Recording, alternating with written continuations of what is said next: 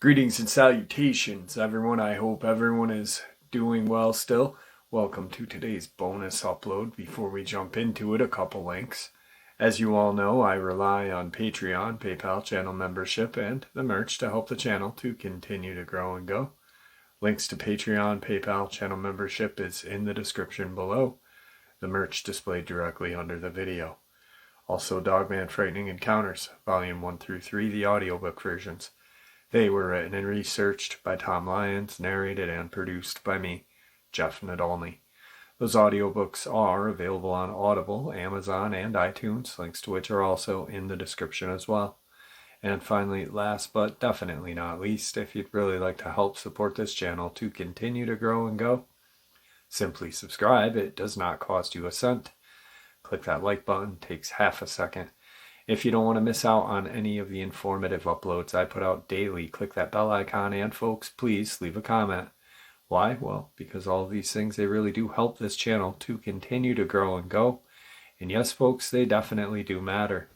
Now, everyone, I have taken far too much of your time. Let's jump into today's bonus, shall we? All right, everyone. Today I have a subscriber who lives in the vicinity of West Virginia, what I've been talking about for the last couple of months, and we've seen a lot of encounters coming out of. He's a tractor trailer driver out of there, so he's on the road a lot, and he sees a lot of crazy things. Well, what he's going to share with us today is probably one of the most crazy things he's ever seen during his route. Mark, how are you? Oh, I'm doing good. How are you? I'm doing great. I appreciate you coming on and taking some time out of your day to share what you saw that fateful day. Oh, you're welcome. So right now I'm going to turn the platform over to you so you can kind of paint the picture for us. Okay. And you are set, my friend. Alrighty. Well, I'm a truck driver, and I drive the same route every day, and I've done it for like 6 or 7 years, and it's 33 south or 32 south, and I've drove it for years. I've never seen anything other than regular animals and stuff like that. Well, this day I was on my second load coming back from where I haul the stuff to. I was coming down the road, and there's like a tree line, and then there's a big field, and then on the other side there's a tree line. Well, I seen something coming through the field. Of course, first thing pops in your mind is deer. And I was going probably 55 miles an hour at that time until I seen it, and then I started slowing down. And the closer it got, the bigger it got. And then I thought, well, maybe it's a bear. And then, but I had like 100 feet to go, and it had like a half a mile through the field to go. That's how fast this thing was. Now, and I got almost to the top. Real quick, I'm sorry, I don't mean to cut you off. That's all right. But that field is kind of at an angle uphill. Yeah, it's uphill. Now, is the grass or the weeds in the field, how high is that for it to travel through? It was probably 2-3 feet tall. So it's got some resistance as well. Yeah, like a hay kind of like field. Okay. But by the time I got like almost to the top of the hill, it was already up there, and it jumped off the bank right in front of my truck, and I stopped. And you know how the air does on a big truck, that real loud air. Yep. Didn't scare it a bit or nothing, and I was so shocked. I was like, what in the hell is that? It was standing in front of my truck, probably 10-15 feet in front of my truck, looking right at me. Mm-hmm. And my truck's probably, the hood of my truck's probably 5 feet up, and its shoulders was right at the top of the truck, and its head was above. Wow. And it was looking straight in my window at me. That's how tall it was on all fours. Yeah. And I kept looking at it, and it looked like it was snarling at me. but my truck's real loud, so I couldn't really hear nothing. And it just, you could see all of its teeth, huge teeth. Its eyes, the white part was yellow, like a dull yellow, and the middle was black. So there was a pupil, kind of. Yeah, okay. Like a black pupil, but around that was yellow, like a dull yellow color. Yep. But the front, from its shoulders front, was black, pure black, and from there back, it was the color of a hyena, and it was shaped like a hyena in that slope, because its back legs was short, and its front legs was real long. Okay. And it had 3 toes, and one like mandible claw or dew claw or whatever you want to call it. Yeah, like a dew claw, like a dog has. Yeah. Yes, but it wasn't on the road. It was like sticking up. Okay. And the claws, it had claws. I'd say the claws was probably an inch long. This thing probably weighed 600 pounds. That's how big that thing was. And it just stood there in the road and stared at me. And the noise of the truck and the air and stuff on that truck didn't even faze that thing. Right. And I thought, if that thing wants me, it can rip this truck apart and get me. You know, because I had no weapon, no nothing. Right. But its ears was on the top of its head, and it had like a mane, like kind of like a lion's mane around its shoulders area, or yeah, kind of like that, and then it went down its back, like in the center of its back. Okay. So far down, but it looked shorter. You know what I'm saying? Yeah. So it really kind of represented. It kind of really resembled a hyena. Yes. The way the hair and stuff is on a hyena is kind of like that. Yeah. But the spots and stuff on the back part of it and everything looked just like a hyena. And the shape, like it sloped down like a hyena. And when it run through the field, how a hyena's got that weird run, that's what it was doing. Like a kind of a together lope, kind of. Yeah, like a gallop-like thing. I don't know. Yeah. Kind of. You know what I'm saying? Yeah. Yep. I do. Wow. But yeah, it was massive. That thing was absolutely huge. Was there a tail? Could you see if there was a tail, or what was? It was just like a little short, like tail. Like a stump, kind of. Kind of like a short tail of a dog. You know what I'm saying? Okay. Not a stub, but probably 6-8 inches long. Kind of like what a whippet or something would have, really small. Okay. Yeah, something like that. And it stood there and looked at me. It seemed like forever, which I don't think it was too long, because my heart was a pounding and I was just terrified. Yeah. I couldn't believe what I was looking at. Well, why wouldn't you be, Yeah. And I'm 53, and I lived here my whole entire life. And I've been in all the woods around here, and never seen anything like that. Yeah. I've seen all the other animals, but not something like that. And it stood there and stared at me, and all of a sudden it kind of turned to the right and grabbed a full-grown deer that was laying there, picked that thing up, and took off and jumped the ditch and went up a steep bank and turned to the right.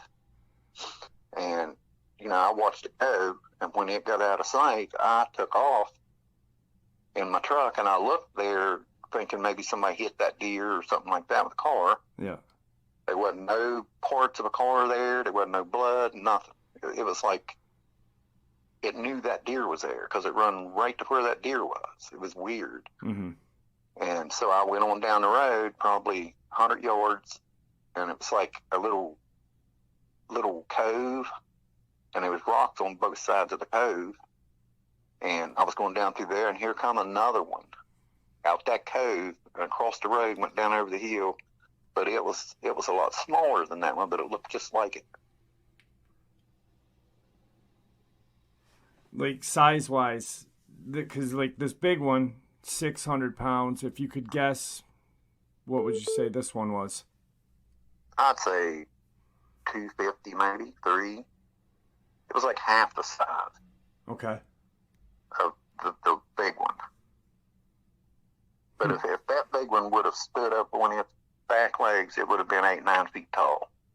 Because my truck's 8 foot wide, and it was wider on all fours, longer than my truck. Right. Front end. Wow. So you just imagine how big that thing was if it would have stood up, you know. Yeah. What? Easily 8-9 feet at least. Yes. Because you said when that thing turned.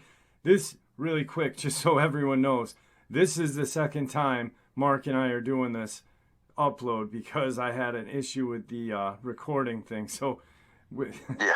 But when you said that thing turned sideways, it was at least 8 feet long because your truck is about 8 feet wide in the front. Right. Wow. I mean, that's huge. So when it stood up, it would have been 8 feet or taller. Mm-hmm. And I mean, I was like 10, 15 feet from it. It was right in front of me. Right in front of me, right in the road. Jeez. And this was my second load. It was around 1:30, 2 o'clock in the afternoon. And that field is a wide open field. Like it wasn't, you know what I'm saying? Yeah. It wasn't trying to hide. It was coming through the field. Like like you and I had said earlier, almost like it knew its deer was there, and you posed a threat to its dinner, and it came to kind of square off with you and say, "Hey, this is mine. Get out of here." It got between me and the deer, it was just teeth was showing, and it was staring straight at me. That is absolutely terrifying. Terrifying. You know, and people's got to be careful because if I would have hit that thing and got out of that truck, the other one probably would have got me. Yeah. Or maybe it would have, you know. I mean, of course, I probably wouldn't have the guts to get out of the truck, but right. I'm just saying, you know. Right.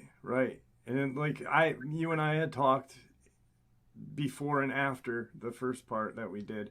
And I had talked to you a little bit about the Delaware or the Connecticut encounter with the ambulance guy, and these things are tactical. So I mean, if you had hit it, like you said, you might not even hurt the big one, but that second one easily could have taken you out, I'm guessing. It's terrifying. And it was like it was standing up there waiting for the other one. You know what I'm saying? Yeah. And like you said, it was up above, like there's a little hill like there. Mm-hmm. But if it would have kept running, it would have been gone. Right. So it had to stop, and that one stopped, and was probably up there watching. Yep. Because so he was on the other one was on the opposite side of you, from. It was on down, like 100 yards down. Okay. Down the road, past the big one. Yeah. Yeah, when you said, because you had mentioned you had looked to see if there was any blood, it's almost like those things kind of pushed the deer to its death, ran it to death. That's what I thought, because there was nothing there. Yeah. It's like the deer just run up there and just fell over. And they was running together, so, I mean, I thought they just run it to death. Yeah, that's Jesus. So, and the location of this area is what's the land like out there? Oh, it's nothing. It's forest. It's real thick. It's anything could be in that area. Right. It's in Tucker County. So you've got forest. There's some cave systems out there, like you had said prior. Yeah. Mountains everywhere. Deer population, because you can't hunt out there because is it state land or? Yeah, you can't hunt out there. There's any given time, you can look like in any field and see 30 or 40 deer in the field eating. So there's plenty of deer. And there's fresh water. So this is a pretty good location for these things to, I mean, stay permanently. It's almost like a permanent area for them. Yeah. Why would they leave, you know? Exactly. I mean, there's all kinds of springs and natural springs, and it's just loaded with everything they would need. Wow. Yeah. I mean, it's terrifying to even, I can't imagine what you felt like. And like you said, you didn't really know what Dogman was. I mean, I'm sure you've heard I never even heard of it. Yeah, yeah. So, and there's a camp ground down below, a very big one. And some woman that heard my story that said she seen one that looked just like what I seen, but it looked like a baby one, like a really small one, run through her yard, and she was outside. And she couldn't figure out what it was. And then she heard my story, and she was like, well, that sounds exactly like what I seen. Right. Wow. So it's crazy. Yeah, it definitely is. It's really... Yeah, but, I mean, it totally done me, and I just bought a brand new tent and everything was going to go camping. I ain't going. No. Yeah. Not now. Definitely. And it sucks, like you said, you can't have a firearm in your truck with you. So, I mean, you're pretty much at whatever happens, you know. If you had gotten in an accident, you were screwed. Even if you didn't hit it and you got ditched, you were definitely screwed. Oh, yeah, yeah. Wow. I mean, it could have come in that truck anytime it wanted to. It's incredible. So, it is incredible. Now, your wife had reached out to me, and she had did some research and got some pictures. And there's a creature that she found, or a picture that she showed you of a creature called like a Andrewsarchus, some kind of Mongolian canine-like creature. And that picture that you guys are seeing right now is going to be the closest thing to what Mark saw. That's the closest that I could see that would fit what it was. I mean, that's just looking at the picture, and I can't imagine what you felt. You know, I ain't never been so scared in my damn life, I can tell you that. Yeah. Yeah, it's and definitely... I'm still jumpy. Like, if I'm out somewhere, I just, you know, I'm always looking around because you don't know what's out there, I'm telling you. No, you really don't. I lived here for 53 years, and I've been down that road, like I said, 2-3 times a day, every day, through the same exact spot, and never seen a thing until that day. And you haven't seen it after either. That's the strangest part, because, and like you said, during the first thing that we did, the woods are so deep and so thick out there. There's spots that human beings haven't been to. Yeah, there's places you couldn't even get. Yeah, it's so thick and stuff. So I mean, you may never see. This was probably a chance sighting. Yeah. Of your life, you know, you probably will never see this thing again. These two things again. Hopefully you don't. Yeah, hopefully I don't. But I mean, yeah, where you saw it. In a weird way, you kind of want to, but in another way, you don't want to. Absolutely. You know, I think once is enough. Yeah. Now, the area that you live in, with all the woods and stuff, I mean, I'm sure you've heard of Sasquatch and stuff like that. Yeah. But, I mean, this thing is like probably made a Sasquatch would dwarf or this thing would make a Sasquatch probably look small if I'm how I'm picturing you telling me it, you know. Yeah, it would. That's incredibly, it's terrifying. I cannot, you know, dang. It was, I mean, you're in the biggest land vehicle. That's the thing, is you're in the biggest land vehicle. Cars don't like being near tractor trailers. And this thing just stops and says, this is my deer. What the Yeah. heck are you doing? Get out of here. It was not scared one bit of that damn truck. I thought when the air went off, Mm-hmm. it was scared. No, it didn't. Yeah, because the air It is like a didn't big. win. For those of you who don't know, when the air brake goes off, it's like a big release. It's just a huge sound. It's real loud. Yeah. And it didn't flinch that thing. It didn't do nothing. And you're talking a big truck that's loud. Yeah. And it just stood there and stared at me, like telling me, this is mine, you ain't getting it, kind of thing, snarling at me. Yep. I was like, I thought, well, you think you're going to die, even if you're in a big truck, when you see something like that. Yeah. So. Absolutely. Yeah. Because you don't have any clue of what that creature is thinking, No. So, wow. Well, I appreciate you doing a second round, and I apologize for my equipment kind of messing up. It's pouring the snow anyway. I'm not doing nothing. Yeah, absolutely. Is there anything that you'd like to say to the audience before we end the interview? Just be careful, and anytime you go in the woods, make sure you got a powerful weapon, because I never in a million years thought I would ever see something like that. I've been in these woods my whole life, and if I would have known that was in the woods, I wouldn't have been in the woods. Yeah, absolutely. And I haven't been in the woods since either. Yep. So, oh yeah, you never know when you might see something like that. Yeah. And everyone, this is recent. This isn't years ago. This was last April. So it's less than a year ago, and this poor guy still has to travel that road 4 times a day, going in and going out. Yeah. Gosh. That's a lot of stress in that. Yeah, I can imagine. Yep. Do me a favor, don't hang up. I appreciate you coming on today.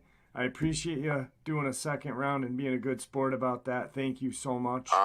You're welcome. And be safe, and hopefully you don't see anything out there again. But if you do, please keep me in the loop, because I'd like to know. Oh, I will. All right. Thank you, Mark. You're welcome.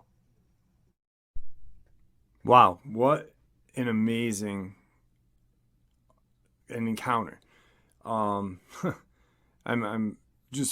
putting myself into Mark's shoes, and I do that a lot when I talk to you guys. But I could never imagine, there you are, you're in an area that you've grown up in all your life, and you stumble upon one of these things. You're in a tractor trailer. That's the craziest part about it, is that this thing leveled up with a tractor trailer. Like, hey, what's up? This is my deer. I want my deer. And, like he said, and like we talked about after, those woods around where he was are so deep that you may never see one of these things again. He may never, ever have the opportunity to see one of these things again. It's been a year almost. He drives that to and fro daily. 4 times he's on that road, back and forth, and he hasn't seen one again. But that chance encounter has really changed his and his wife's life. They don't want to go camping anymore. They'd rather not be outside. And that really stinks, because the outside is a great thing. You guys should enjoy it. But do we really want to, knowing these things are out there? Especially in the Virginia, West Virginia area, with all of these bodies coming up. Obviously we know the lies are out there. The media, the local, federal, state governments are lying. I still haven't heard about anything on the second body that was found with Richard Timothy Honecker. I had the deputy on that phone call that I recorded admit to me that there were 2 bodies found, I said, well, in my head, I figured I'll hear about the second body in a couple days. Still nothing. So there's obviously a real cover-up going on. Now, here's something that I want you guys to think about. These hyena looking like dogmen, Mark is not the first person I heard about this in West Virginia. Just last night, Christine Ann talked about a hyena like dogman. What the heck is going on, guys? It's terrifying. It's not right. And I really think at this point, the government, whether it be local, state, or federal, steps in, says, hey, we gotta let the public know. We have to. Because there's too many bodies popping up. There's too many people disappearing. There's just too much unexplained things happening. And they're smart. These things are smart. Mark and his wife have only been with the channel for a couple of months now, but they've listened to a lot of the encounters. I shared with Mark the Delaware encounter, or the Connecticut encounter, excuse me, where the paramedic, that was tactical. That was a tactical setup. And they know what they're doing before we do. Look at Dr. Nancy Shaw. I think that was a tactical setup. She opens her door to check on some. We don't even know what happened, actually, and I'm not even going to make an assumption on what happened. All we do know is that her car was found on the side of the road with the driver's side door open, and she's in a ditch on the other side of the road, dead. That just doesn't make sense to me.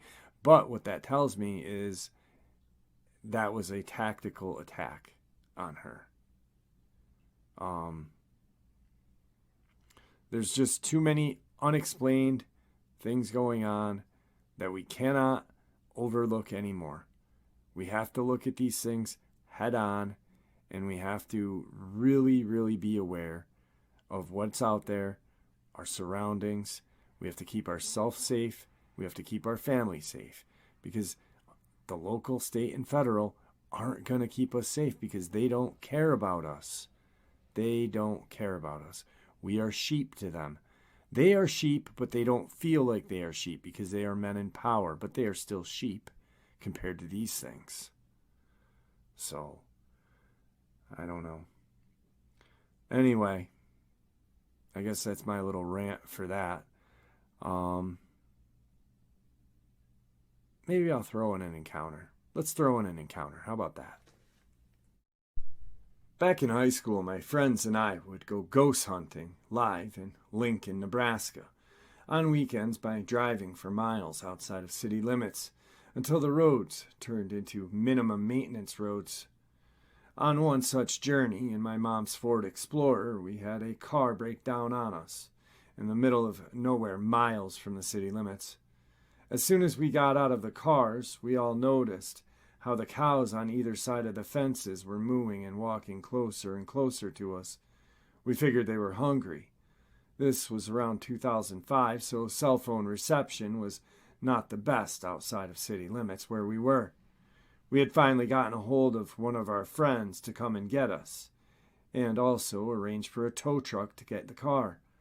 Unbeknownst to our friend we first contacted, thanks to crummy reception and roaming cell phones, my mom came out and picked us all up. By the time she had gotten us, the cows were on either side of the fence circling us, only divided by the road we were on.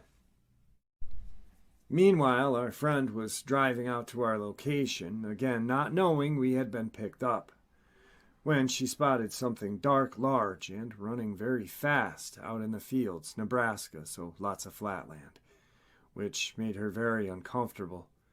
She noticed this figure getting closer as she got to our location and decided to turn around and go back home, getting spooked.